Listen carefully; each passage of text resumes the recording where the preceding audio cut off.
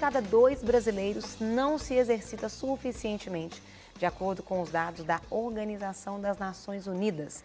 Cerca de 1,4 bilhão, isso aí, de pessoas correm risco de saúde pela falta de atividade física. E é sobre isso que a gente vai bater um papo agora com o médico especialista em pneumologia e medicina do esporte, Silvio Mussmann. Dr. Silvio Mussmann está aqui para a gente bater um papo. Ele é presidente da Sociedade Mineira de Medicina do Exercício e do Esporte. Muito bom dia. Bom dia. Seja muito bem-vindo. Obrigado pelo convite. Que bom tê-lo aqui conosco, mas o número de pessoas com problema é muito grande, doutor? Preocupante, né? Preocupante. É preocupante se você levar em consideração que, do ponto de vista da evolução humana, Sim. né? Tem muito pouco tempo que nós saímos da caverna, né? A gente não está, nosso corpo não está preparado para uma vida sedentária, né? Sem atividade física. E se você também levar em consideração que dos grandes fatores de risco que o ser humano está exposto para o desenvolvimento de outras doenças, como obesidade, tabagismo, bebida alcoólica em excesso, o sedentarismo Sim. talvez seja o mais fácil de reverter, não é? É verdade. Muito mais fácil você começar a fazer uma atividade, Porque às vezes você caminhar um pouco. você largar um vício de uma hora para outra. É, os outros vícios não é que seja impossível, mas é muito mais difícil. Entendi. Né? O esforço é um pouco maior. Muito maior. O sedentarismo é fácil. Começa a andar um pouco, né? Agora, Desce do ônibus 2, 3 pontos antes do trabalho. Sobe a escada, desce a escada. Sobe a escada, né? Já é um começo. Agora eu fiquei pensando assim, 1 em cada 2, 50, é muita gente. É muita coisa, né? O percentual realmente é muito alto. Muito o percentual alto. Acho que é fruto, né? É o preço que a gente está pagando pelo que, vamos dizer, que a gente chama de progresso, né? Nós chamamos de progresso, não sei se é tão progresso assim, mas é o estilo de vida que a gente está levando atualmente, né? Trabalha longe, trabalha muitas horas. Sim. Corre muito atrás das coisas, né? Então a gente está sobrando pouco tempo, né? Agora, aí eu pergunto para o senhor, na verdade, essa questão tem alcançado todas as faixas etárias? Em geral, sim. Até nas crianças a gente tem observado isso, né? Hoje a gente tem campanha contra a obesidade infantil? Então, antigamente, quando a gente era menino, a gente brincava na rua. Sim, no pátio todas da escola, as brincadeiras eram na rua. Tudo, né? Qualquer tipo de brincadeira era na rua. Era muito pouca brincadeira dentro de casa. Hoje é o contrário. As crianças estão brincando dentro de casa, com jogos eletrônicos. Os dedos estão ficando fortalecidos, né? Mas o resto, né? Tá cheio de calo nos dedinhos dos meninos. Mas estão obesos, às vezes com questões. Eu queria até que o senhor falasse, essa questão da obesidade e do sedentarismo, ela pode afetar quais? O que? Por exemplo, pressão alta? Eu queria que o senhor falasse um pouquinho. Pressão, Isso pode vir em qualquer idade? Isso pode vir em qualquer idade, né? O desenvolvimento da obesidade, né? Um dos fatores é a falta de atividade física. Você queima menos calorias do que você ingere, né?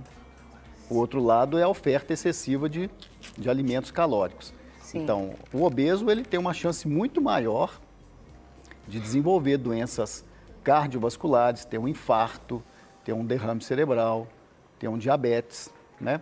E até na minha especialidade, por exemplo, uma das minhas especialidades, que é a pneumologia, a gente observa até uma associação muito grande entre obesidade e asma, por exemplo. Sim. Né?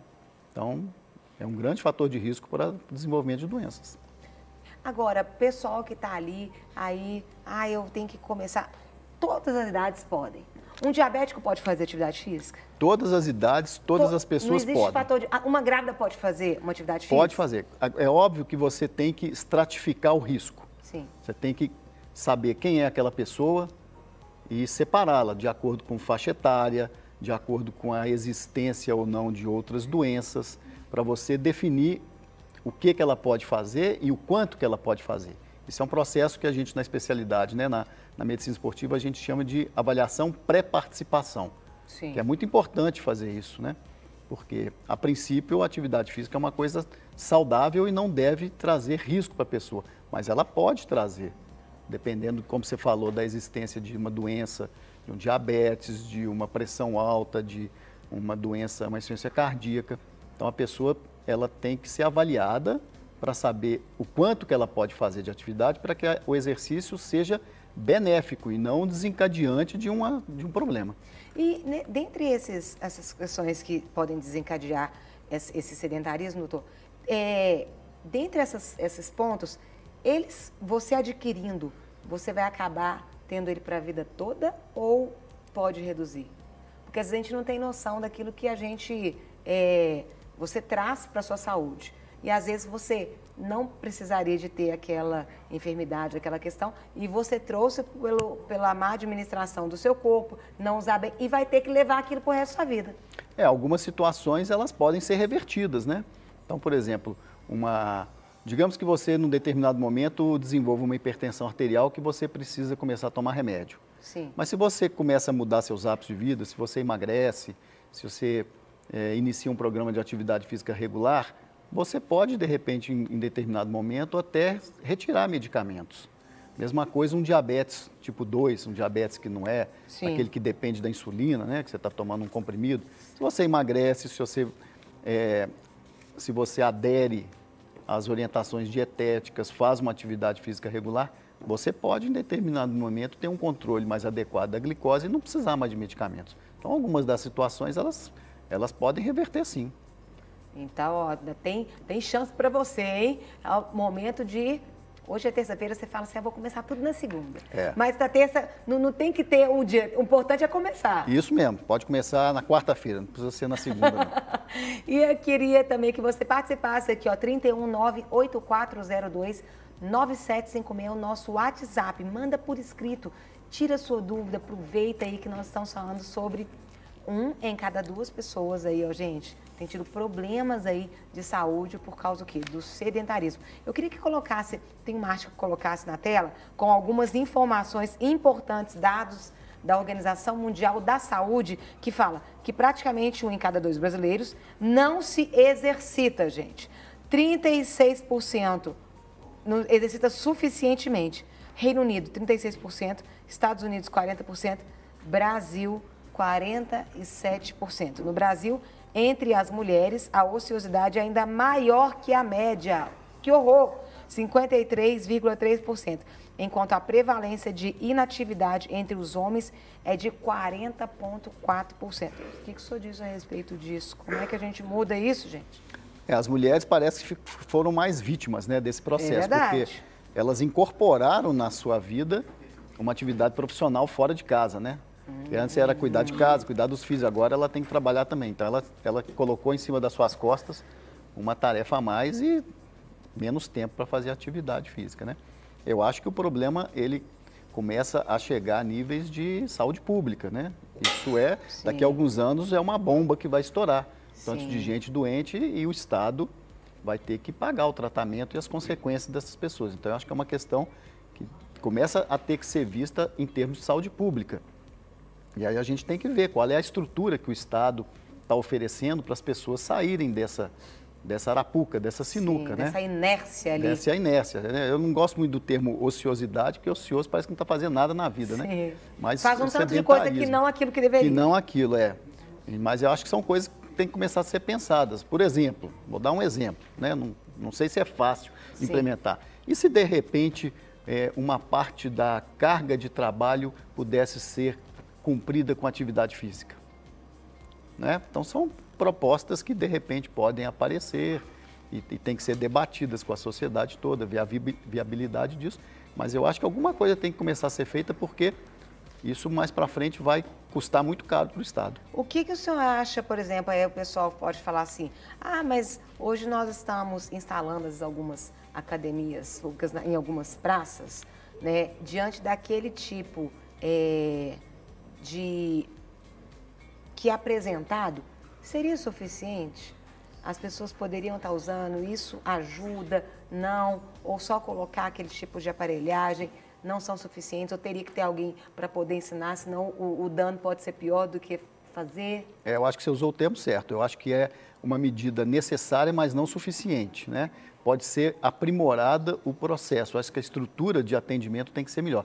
Por exemplo, a medicina esportiva, que é uma especialidade médica reconhecida, né, pela Associação Médica, brasileira, pelo Conselho Federal de Medicina, não existe esse especialista na rede pública. Sim. Que é um profissional que pode avaliar, que pode definir o nível da carga.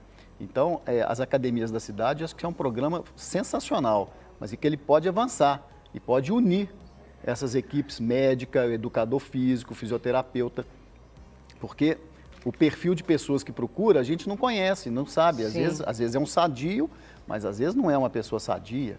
Como você falou, pode ter um diabetes, pode ter uma hipertensão, uma doença cardíaca, um distúrbio osteoarticular que precisa de uma adaptação, né, para fazer uma atividade bem feita e proveitosa.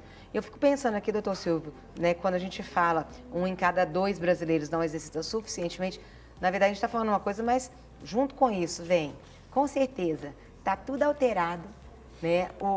A alimentação também está ruim, às vezes o sono está ruim, são várias alterações no organismo da pessoa que podem também conduzir, ou isso pode levar a essas alterações no organismo. São vários problemas além disso. Claro. Na verdade, nós somos um todo, né? A gente fragmentou a atenção à saúde, talvez para facilitar o processo. Mas a gente é um todo, então as coisas andam casadas, né? A atividade física com a alimentação, com o lazer, com o psicológico, com a satisfação, né? Com o bem-estar. Então, tudo é um todo. E se você for olhar também, e as coisas não são tão impossíveis de serem atingidas. Então, existem algumas recomendações da própria Organização Mundial de Saúde. Sim. Então, por exemplo, para uma atividade física intensa, e a intensidade, ela depende muito do percentual em relação à capacidade da pessoa. Então, quanto mais próxima do máximo, né, do limite dela, é uma atividade intensa. São 75 minutos por semana. Para uma atividade moderada, né, que é uma atividade mais leve, são 150 minutos por semana, 2 horas e meia na semana, que se você fizer isso, você está atingindo a meta da organização. Se você fizer meia hora por dia, você chega. Meia hora por dia de segunda a sexta, você atingiu a meta. Moderada. Moderada. Uma caminhada acelerada, uma corridinha, um trotezinho, uma bicicleta, né, uma escada. Então, não é uma coisa tão impossível de ser atingida, né? E o benefício vai ser muito grande, porque o benefício da atividade física não é só físico, é na cabeça também, né? E hoje, isso aqui é um grande problema, né? Hoje, nossas questões emocionais, hoje eu falo que até as empresas, né? As pessoas estão muito boas tecnicamente, mas emocionalmente estão muito fracas. E o exercício pode melhorar essa autoestima, né? Essa sensação de bem-estar, até por questões até químicas mesmo, né? Sim. De substâncias químicas que o organismo libera, que estão relacionadas ao prazer, à tolerância maior à dor, ao desconforto. E acaba que uma pessoa entrando dentro de uma família, acaba que não é só ela que vai fazer, acaba que no final ela consegue influenciar todos da casa, né? Isso a gente vê demais, né? Um marido que puxa a esposa que puxa o marido, um filho adolescente que resolve entrar também, e famílias que vão, pai e filho que vão aprimorar a sua relação através da atividade física, né? Então, isso que você falou é verdade.